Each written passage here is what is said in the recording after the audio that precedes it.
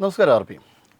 പ്രധാനമന്ത്രി നരേന്ദ്രമോദിയെ അപായപ്പെടുത്തുവാൻ വേണ്ടിയിട്ട് നിരന്തരം പദ്ധതികൾ തയ്യാറാക്കുന്നുണ്ട് കോൺഗ്രസിൻ്റെ ഭാഗത്തുനിന്നും മറ്റ് ഭാഗത്തുനിന്നും. കാരണം അപായപ്പെടുത്തിയാണ് ഇവർക്ക് ശീലം. സ്വന്തം പ്രധാനമന്ത്രിയെ പോലും അപായപ്പെടുത്തിയിട്ടുള്ള ഒരു പരിചയമുണ്ട്. ജയിൻ കമ്മീഷൻ റിപ്പോർട്ടിലൊക്കെ വളരെ വ്യക്തമായി തന്നെ സൂചിപ്പിച്ചിട്ടുണ്ട്. കാരണം രാജീവ് ഗാന്ധി മരിച്ചതിന് 3 വർഷം മുന്നേ ഉള്ള ഫയലുകളും രാജീവ് ഗാന്ധി മരിച്ചതിന് 3 വർഷം ശേഷമുള്ള ഫയലുകളും എല്ലാം ടോട്ടൽ മിസ്സിംഗ് ആണ്.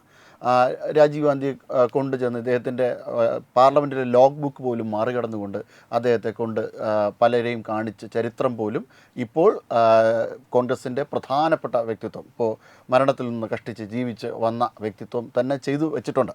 അപ്പോൾ ആ ഒരു പാരമ്പര്യം അവർക്കുള്ളത് കൊണ്ട് തന്നെ നിരന്തരം നരേന്ദ്രമോദിക്കെതിരെയുള്ള ഇത്തരത്തിലുള്ള ആക്രമണത്തിന് പോലും പലരും പദ്ധതിയിടുന്നുണ്ട്. അത്തരമൊരു സാഹചര്യത്തിൽ കൂടിയാണ് നമ്മൾ കടന്നു പോകുന്നത്. അപ്പോഴാണ് ബീഹാറിലെ ഈ ബുക്സർ മേഖലയിൽ ഒരു ചെറുപ്പക്കാരൻ, അദ്ദേഹം അമൻ എന്നാണ് പുള്ളിയുടെ പേര്. ഇയാൾ മോദിയുടെ കുറച്ച് ഡീറ്റെയിൽസ് വിദേശത്ത് അയക്കുകയും, അതായത് CIAക്ക് കൈമാറുകയും അദ്ദേഹത്തെ കൊല്ലുവാൻ വേണ്ടിയിട്ടുള്ള പദ്ധതി ഇടുവാൻ വേണ്ടിയിട്ട് തയ്യാറാക്കുകയും ഒക്കെ ചെയ്തിരുന്നു. അപ്പം ആ ഒരു രീതിയിൽ മോദിക്കെതിരെയുള്ളൊരു ആക്രമണത്തിന് പദ്ധതി ഇട്ടു എന്നാണ് ഇപ്പോൾ നമുക്ക് ലഭ്യമാകുന്ന വിവരം. എങ്ങനെ കാണുന്നു ആർ പി ഈ ഒരു?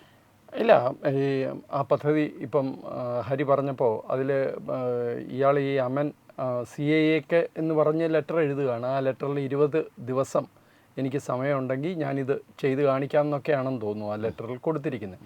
അതൊരു ഭ്രാന്തൻ ലെറ്ററാണ്. കാരണം ഒരു അമേരിക്കൻ ചാര സംഘടനയ്ക്ക് ഇന്ത്യയിൽ കൊണ്ട് ഒരാൾക്ക് കത്ത് എഴുതിയിട്ടൊന്നുമല്ല ഇത്തരം കാര്യങ്ങൾ ചെയ്യുന്നത്. പക്ഷേ ഇത് കൃത്യമായ ഒരു സന്ദേശമുണ്ട്. ഇതിന് 2 സാധ്യതകളുണ്ട്. ഒന്ന്, ഇയാൾ ഒരു ഭ്രാന്തൻ പരിപാടി ചെയ്തു എന്നുള്ളതേ ഉള്ളൂ.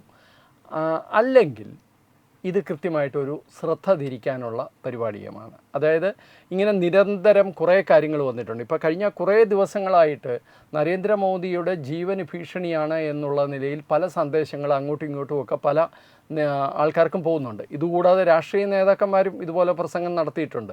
ഇപ്പോൾ കഴിഞ്ഞ നവംബറിൽ ഈ ഇവിടെ തമിഴ്നാട്ടിലെ DMKയുടെ സൗത്ത് സെക്രട്ടറിയോ മറ്റോ, ജയപാലൻ എന്നയാളുടെ പേര്, അയാൾ പറഞ്ഞ മോദിയെ ഞങ്ങൾ എലിമിനേറ്റ് ചെയ്യുമെന്നാണ്, ഇല്ലാതാക്കുമെന്നാണ് പറഞ്ഞ് പരസ്യമായിട്ട് പ്രസംഗിച്ചിട്ടുണ്ട്. 2 വർഷം മുമ്പാണെന്ന് തോന്നുന്നു, ഏപ്രിൽ 2023 കേരളത്തിൽ നിന്ന് അതുപോലെ ഒരു സന്ദേശം പോയിട്ടുണ്ട്. അപ്പോൾ ഇങ്ങനെ നിരവധി ഇതൊക്കെ പബ്ലിക് ഡൊമൈനിലുള്ളതാണ്. പബ്ലിക് ഡൊമൈനിലില്ലാതെ നമ്മളുടെ ഇൻ്റലിജൻസ് ഏജൻസികൾക്ക്, നമ്മളുടെ പോലീസ് വിഭാഗങ്ങൾക്ക് ഇങ്ങനെ നിരന്തരം സന്ദേശം കിട്ടുന്നുണ്ട്. ഇത് സംഭവിക്കുമ്പോൾ എന്താ പറ്റുന്നതെന്നറിയോ? ഇങ്ങനെ നിരന്തരം സന്ദേശം വരുമ്പോൾ, അതായത് പുലി വരുന്നേ എന്ന് പറയുമ്പോൾ ആരെങ്കിലും ഒരു സമയത്ത് ഇതിങ്ങനെ വരുന്നതല്ലേ, ഇത് വെറുതെ ഉള്ള ഒരു സന്ദേശമാണ് എന്ന് എടുക്കുമ്പോഴായിരിക്കും ചിലപ്പോൾ അതിൻ്റെ യഥാർത്ഥ കാര്യമായിരിക്കാം, അല്ലെങ്കിൽ യഥാർത്ഥ വിവരമായിരിക്കാം സംഭവിച്ചത്. ഇപ്പോൾ താങ്കൾ രാജീവ് ഗാന്ധിയുടെ കാര്യം പറഞ്ഞുകൊണ്ട് ഞാൻ പറയുകയാണ്. രാജീവ് ഗാന്ധിയെ കൊല്ലാൻ വേണ്ടി തന്നെ നമ്മുടെ ഇവിടെ ശ്രീലങ്കയിൽ നിന്ന് തമിഴ്നാട്ടിലേക്ക് ബോട്ട് മാർഗം എത്തിയ കൊലയാളി സംഘത്തെക്കുറിച്ച് പോലും റിപ്പോർട്ടുണ്ടായിരുന്നു. പക്ഷേ യാതൊരു ആക്ഷനും എടുത്തില്ല.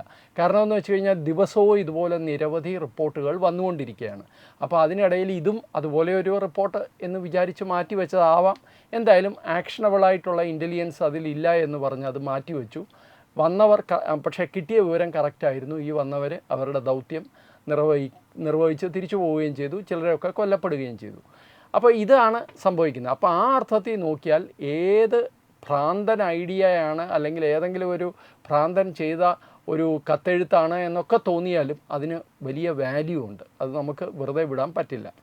പിന്നെ എനിക്കിതുമായിട്ട് ചേർത്ത് വെച്ച് പറയേണ്ട വേറൊരു കാര്യമുണ്ട് ഹരി. ഇതിപ്പോൾ പ്രധാനമന്ത്രിയുടെ ജീവന് ഭീഷണിയുണ്ട് എന്ന് പറഞ്ഞാൽ പ്രധാനമന്ത്രിയുടെ ജീവൻ സംരക്ഷിക്കാൻ ഇക്കാലം അത്രയും ഉള്ളതിനേക്കാൾ കൂടുതൽ ശക്തമായ സംവിധാനവും കൃത്യമായ സംവിധാനവും ഡെഡിക്കേറ്റഡായ ഉദ്യോഗസ്ഥന്മാരുമുണ്ട്.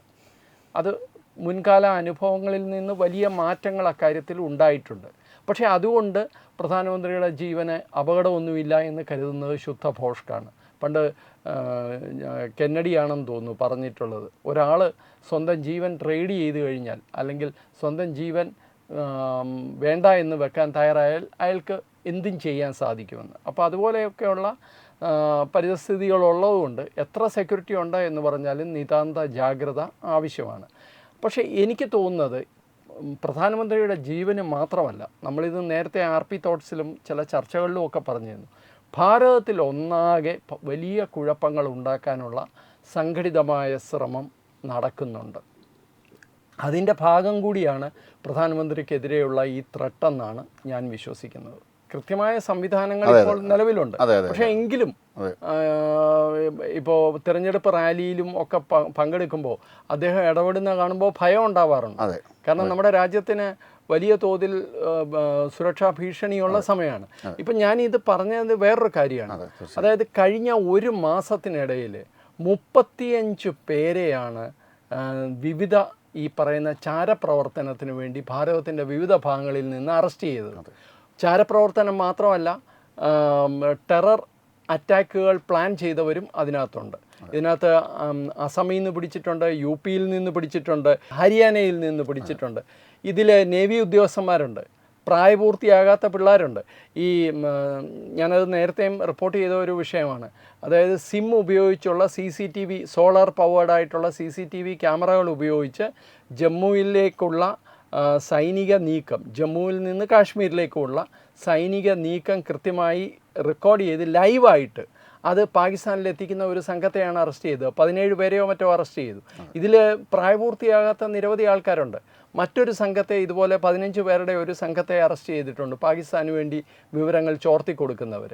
ഈ 10 പേരെ അറസ്റ്റ് ചെയ്യുമ്പോൾ നിങ്ങൾ ഉറപ്പിച്ചു കൊടുക്കുക, ഒരു 100 പേരെ അറസ്റ്റ് ചെയ്യപ്പെടാതെ നിൽക്കുന്നുണ്ട് അപ്പുറത്ത്, നമുക്ക് പിടിക്കാൻ സാധിക്കാത്ത 35 പേരെ ഒരു മാസത്തിനുള്ളിൽ വിവിധ രാജ്യദ്രോഹ പ്രവർത്തനങ്ങൾക്ക് പിടിച്ചു എന്ന് പറഞ്ഞു കഴിഞ്ഞാൽ അതൊരു ചെറിയ സംഖ്യയല്ല. 35 പേരെ പിടിക്കുമ്പോൾ ഒരു 350 പേരെ നമുക്ക് പിടിക്കാൻ ഇനിയും ബാക്കിയുണ്ടെന്ന് വേണം നമ്മൾ മനസ്സിലാക്കാൻ. അപ്പോൾ ഇത്തരം വളരെ സങ്കീർണമായ ഒരു സുരക്ഷാ വ്യവസ്ഥ അല്ലെങ്കിൽ ഒരു സങ്കീർണമായ സുരക്ഷാ പ്രശ്നം നിൽക്കുന്ന ഒരു രാജ്യത്ത് പ്രധാനമന്ത്രിയുടെ ജീവനെതിരെ ഇങ്ങനെ നിരന്തരം ഭീഷണി കത്തുകളും ഭീഷണി സന്ദേശങ്ങളും വരുന്നത് തീർച്ചയായിട്ടും ഗൗരവമായ ചർച്ചയ്ക്ക് വിധേയമാകേണ്ട വിഷയമാണ്. നമ്മൾ ഇവിടെ തത്വമയി ന്യൂസ് തന്നെ ഇതിനു മുന്നേയും ഈ വിഷയവുമായിട്ട് ബന്ധപ്പെട്ട് ചർച്ചയുണ്ട്. ഈ വിഷയമല്ല, ഇതിനു മുന്നേ ഇത്തരത്തിലുള്ളൊരു അപായപ്പെടുത്തുവാനുള്ളൊരു നീക്കം നടത്തിയെന്നു എന്നൊരു സന്ദേശത്തെക്കുറിച്ച് ചർച്ച ചെയ്തിട്ടുണ്ട്. അതായത് തിരുവനന്തപുരത്ത് മോദി എത്തിയപ്പോൾ അദ്ദേഹത്തിനെതിരെ ഒരു പദ്ധതി ഇട്ടിരുന്നു. ആ പദ്ധതിയിൽ കുറച്ച് ആൾക്കാരെ കരുതൽ തടങ്കലിൽ പോലും ആക്കിയിട്ടുണ്ടായിരുന്നു അന്ന് തന്നെ. അപ്പോൾ അത്തരത്തിലൊരു സാഹചര്യം പോലും നമ്മുടെ കേരളത്തിൽ നിങ്ങൾ ശ്രദ്ധിച്ചാൽ അറിയാം. ഇപ്രാവശ്യം പ്രധാനമന്ത്രി വന്നപ്പോൾ ഇതിന് തൊട്ടു മുമ്പ് പ്രധാനമന്ത്രി കേരളത്തിൽ എത്തി, വളരെ അടുത്ത് തന്നെ എത്തിയായിരുന്നു.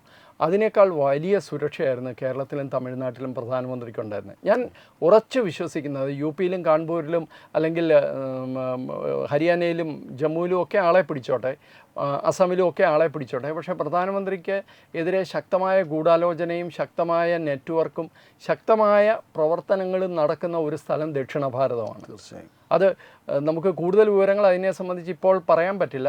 കാരണം അന്വേഷണ ഏജൻസികൾ കാര്യമായി അതിൻ്റെ മുകളിൽ, അത്തരം വിവരങ്ങളുടെ മുകളിൽ പ്രവർത്തിച്ചുകൊണ്ടിരിക്കുകയാണ്. പക്ഷേ ദക്ഷിണ ഭാരതത്തിൽ വലിയ തോതിൽ ഭീഷണിയുണ്ട്. അത് പ്രധാനമന്ത്രിക്ക് മാത്രമല്ല, ചില ദേശീയ നേതാക്കന്മാർക്ക് അത്തരം ഭീഷണിയുണ്ട് എന്നുള്ളത് വളരെ കൃത്യമാണ്, വളരെ കൃത്യമാണ്. ഈ നേരത്തെ ഈ കഴിഞ്ഞ ഒരു മാസത്തിനുള്ളിൽ പിടിച്ചു എന്ന് പറയുന്നതിൽ 2 പ്രൈസ് ക്യാച്ചുകളുണ്ട്. വളരെ പ്രധാനപ്പെട്ട 2 ആൾക്കാരുണ്ട്. ഒന്ന് മാത്യു വാങ്ഡിക് എന്ന് പറയുന്ന ഒരാൾ.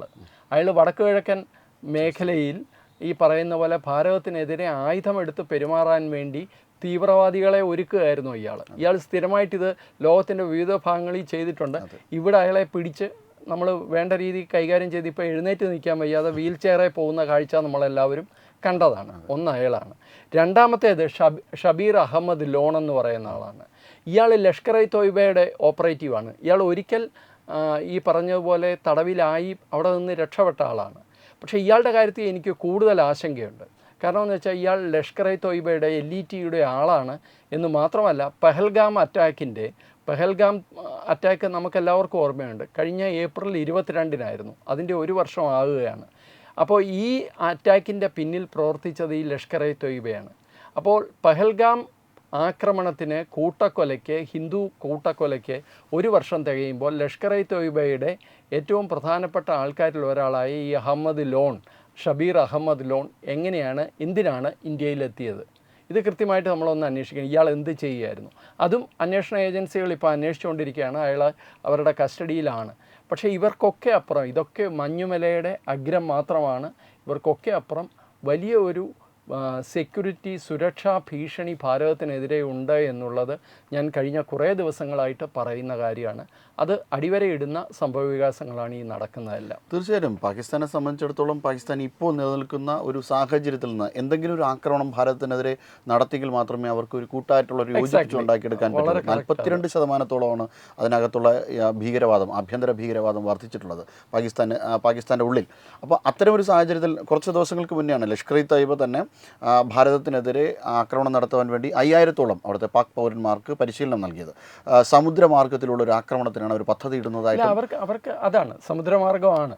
അവർക്ക് ഈ ഇന്ത്യ വിരുദ്ധതയ്ക്ക് വേണ്ടി അല്ലെങ്കിൽ ഇന്ത്യയിൽ കുഴപ്പങ്ങൾ ഉണ്ടാക്കാനുള്ള തീവ്രവാദ ഭീകരവാദ പ്രവർത്തനങ്ങൾക്ക് വേണ്ടി അവർക്ക് കിട്ടുന്ന പണത്തിന് കണക്കും കയ്യുമില്ല.